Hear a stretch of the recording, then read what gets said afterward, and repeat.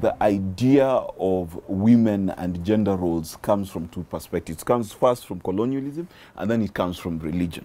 Now, if you look at the Christian religion, for example, you remember the issue of the woman caught in adultery. For the act of adultery to occur, you need two people. You need a man and a woman.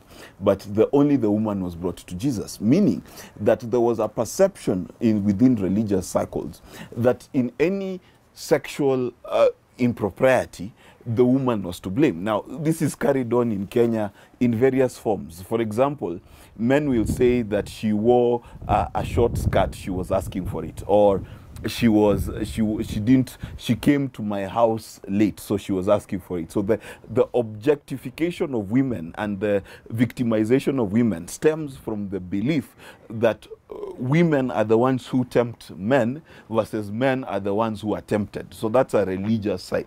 So on the religious side of things, you see quite a lot of the time what happens is women are the ones to adjust to accommodate men. So women will be told in church, don't stumble the brothers, wear longer skirts. And we don't realize that the implication of that is if that brother then continues to have sex with the woman, he will naturally blame the woman because of being tempted instead of falling for temptation. So the guilt of the man is taken away because religion has always counted that it is the woman's job to hide her body.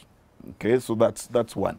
Two, colonization. Again, when we inherited Victorian England thinking, we adopted Victorian English traditions, which is why you will find in Africa, most of the tribes, if you look at all our pictures before 1900, 1910, 1920, we were all naked. No one had a problem with the female form.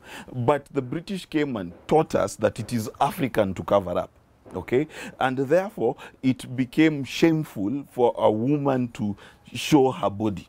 Okay, in fact, if you look at the United States today, there is the argument of whether a woman can breastfeed in public or not. That's a silly question, because can children be hungry in public or not? Because the issue of breastfeeding is not instituted by the woman, it's instituted by the baby, who's then hungry.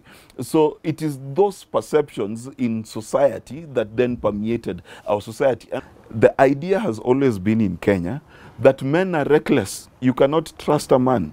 Therefore, it is the job of the woman to make sure the man does not do what he wants. So boys are allowed to be reckless. Okay, if you look at most traditional circumcision ceremonies, you will hear the boy being told, oh, now the world is yours, you can do whatever you can. But the girl, what is she told at the same time? Cross your legs, hide yourself, because men are unruly animals that cannot be controlled. So you find that when a man and woman have sex, the woman has more shame because the man is supposed to be a randy cow gallivanting all over, but the woman is supposed to be the custodian of morality, which is an unfair scale to put on a woman. Okay, rapes go unreported in this country for the very simple reason that a woman, like for reasons I've explained before, feels like it's her fault. Okay, so if she gets raped in town and it's 9 p.m, why were you walking alone in the dark? If she gets raped coming out of the club, why did you go to the club? If she goes and has a drink and her drink is spiked, why were you careless with your drink? It's never the fault of the raper, you know, the rapist. You know, it is the rapee, in quotes, is always the ones who carries the brunt. And that's because of the traditions I've talked about before. So the effect of that is that crime goes unreported, and then bad behavior in male predatory behavior continues. So the woman carries the double shame of having lost her dignity to an undignified situation, and then two, she can't face society because society in turn blames her for it. You know, you showed your cleavage, you walked around late, and things like that. So the net effect is that sexual crimes and gender-based crimes go unreported, and the woman becomes the double victim of being the victim of the rapist and then being the victim of society, which then mistreats her. Now, when you begin to have an open conversations, then men can begin to be taught as to where the lines are. What is it to be given a yes? What is it to be told no? And women can also get to the point where the woman can be the instigator of sex, because then she will not be shamed for having normal desires, because the traditional thinking is that women don't want sex and men want sex, and women should always keep away from sex and men should always. That's not how it goes, because if you were to apply that rule, then men would never have sex and women will be the most celibate people. But we know we all both need to interact and have normal sexual human relations, because that's what they are. And then when it comes to the normal space, then you have normal rules of courtesy. Like, for example, since eating is normal, you know, when you get on a table, you don't eat with your mouth open and you do not grab your neighbor's food without the permission. We know how courtesy works.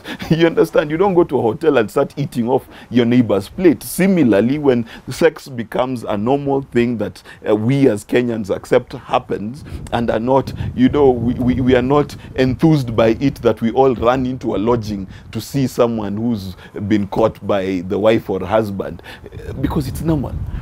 So then when we stop sensitizing it like that, then we can have normal conversations about sex. And when we have normal conversations about sex, then we will be able to call out what is abnormal by way of calling out abuse, by calling out rape, by calling out people who take advantage of women.